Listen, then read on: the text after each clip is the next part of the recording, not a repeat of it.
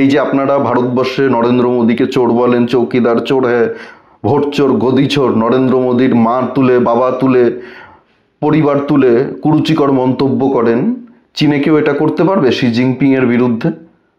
কারোর ক্ষমতা আছে? চীনে ভোট হয়, নির্বাচন হয়, সাধারণ মানুষ ভোট দিতে পারে। চীনে গণতন্ত্র আছে, ডেমোক্রেসি আছে। যে গণতন্ত্র নিয়ে আপনারা এত লাফালাফি করেন, ভারতবর্ষেও নরেন্দ্র মোদীকে একেবারে শি জিনপিং এর মতো সব ক্ষমতা দিয়ে দিন, একদলীয় শাসন ব্যবস্থা ভারতবর্ষে স্বীকৃতি দিন, একটাই পার্টি থাকবে আর কোনো পার্টি থাকবে না, আর কোনো রাজনৈতিক দল থাকবে না, কোনো নির্বাচন হবে না, কোনো ভোট হবে না। নরেন্দ্র মোদী যতদিন চাইবে ততদিন ক্ষমতাই থাকবে, তারপরে নরেন্দ্র মোদী যাকে চাইবে সেই প্রধানমন্ত্রী হবে। এই ব্যবস্থা তৈরি করে দিন ভারতবর্ষে, দেখুন ভারতবর্ষও চীনের থেকে অনেক বেশি এগিয়ে যাবে। সিপিআইএম আজকে চীনে আছে, বামপন্থী সরকার। চীন আজকে কত উন্নত হয়ে গেল, আমেরিকা আজকে চীনকে ভয় পাচ্ছে। এখানেও যদি আমরা বামপন্থী সরকার সিপিআইএম কেও নিয়ে আসতে পারি, তাহলে পশ্চিমবঙ্গ, ভারতবর্ষও কিন্তু একদিন খুব তাড়াতাড়ি সেই জায়গায় পৌঁছাতে যেতে পারবে, চীনের সমান হয়ে উঠতে পারবে। আচ্ছা, এই দিদিকে কি আপনারা চিনতে পেরেছেন? ইনি হচ্ছেন পিয়ালি বসাক, এভারেস্ট জয় করেছিল, বাঙালি একজন ভদ্রমহিলা। উনি যে কমিউনিস্ট, উনি যে বামপন্থী, আমি সত্যি এটা জানতাম না এতদিন যে পিয়ালিদি কমিউনিস্ট। এই ভিডিওটা দেখেই আমি জানতে পারলাম যে পিয়ালিদি কমিউনিস্ট আইডিওলজিকে সমর্থন করে। সে করতেই পারে, যে কেউ যে কোনো আইডিওলজিকে সমর্থন করতে পারে, যেহেতু ভারতবর্ষে এখনও পর্যন্ত কমিউনিস্ট আইডিওলজিকে ব্যান করা হয়নি, বামপন্থীদেরকে ব্যান করা হয়নি। উনি বামপন্থী বিচারধারাকে সমর্থন করতেই পারে, সেটা নিয়ে আমার কোনো আপত্তি নেই, আপত্তি থাকারও কথা না। আমি মহিলা মানুষ তো দিদি বলেই সম্বোধন করছি, সম্মান দিয়েই কথা বলছি।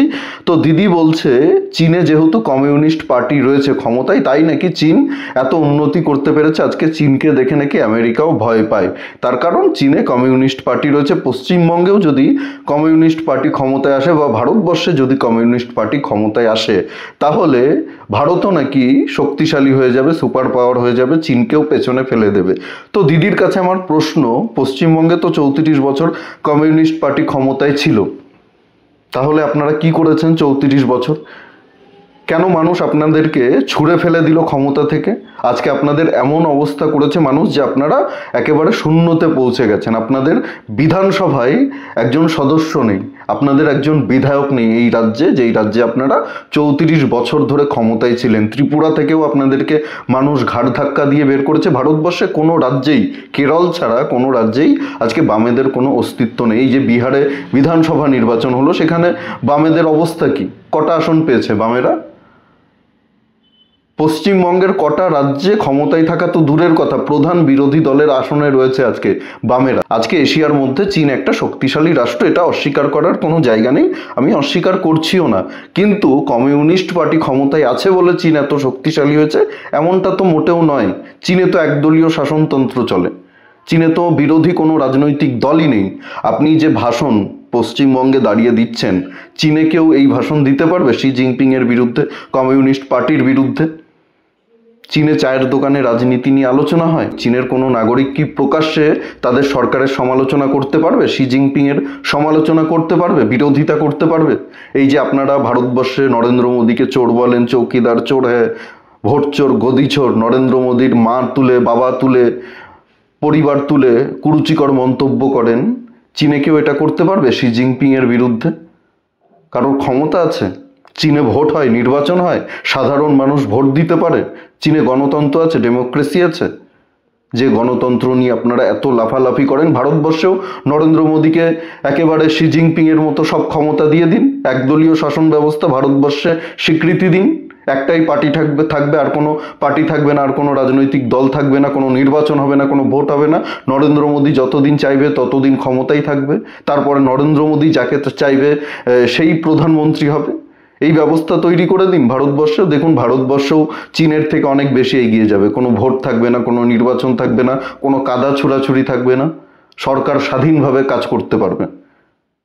ভারতবর্ষে কি আপনারা এই একদলীয় শাসন ব্যবস্থা মেনে নেবেন? আপনাকে কিন্তু আমি ব্যক্তিগত আক্রমণ করছি না, যেরকমটা আপনার দলের লোকেরা করে সেরকম আক্রমণ কিন্তু আমি আপনাকে করছি না।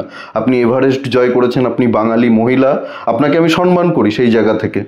আপনার কর্মের জন্য আমি আপনাকে সম্মান করি, কিন্তু আপনি যে কথাগুলো বললেন, আপনি বামপন্থী বিচারধারাকে সমর্থন করতেই পারেন, আপনি কমিউনিস্ট পার্টি করতে পারেন, আপনি তৃণমূল করতে পারেন, কালকে চাইলে কংগ্রেস করতে পারেন, সেটা একান্তই আপনার ব্যক্তিগত স্বাধীনতা। ভারতবর্ষের গণতন্ত্র আপনাকে এই স্বাধীনতা দিয়েছে। চীনের মানুষের তো এই স্বাধীনতা নেই। তারা রাজনীতি নিয়ে খোলাখুলি আলোচনা করতে পারে না, চর্চা করতে পারে না। রাস্তার মোড়ে দাঁড়িয়ে চীনের নাগরিকরা যে রাজনীতি নিয়ে আলোচনা করবে, শি জিনপিংয়ের পলিসি নিয়ে আলোচনা করবে, সেই ক্ষমতা চীনের মানুষের নেই, সেই সাহস চীনের মানুষের নেই। একেবারে তাদেরকে রাতারাতি খুন করে দেবে, গুম করে দেবে। সবাই জানে, গোটা বিশ্ব জানে, শুধু চীন নয়, পৃথিবীর যেখানে যেখানে কমিউনিস্ট পার্টি ক্ষমতায় আছে, ক্ষমতা দখল করেছে একবার, সেই দেশে গণতন্ত্র বিলুপ্ত হয়ে গেছে, সেই দেশে কোনো গণতন্ত্র নেই।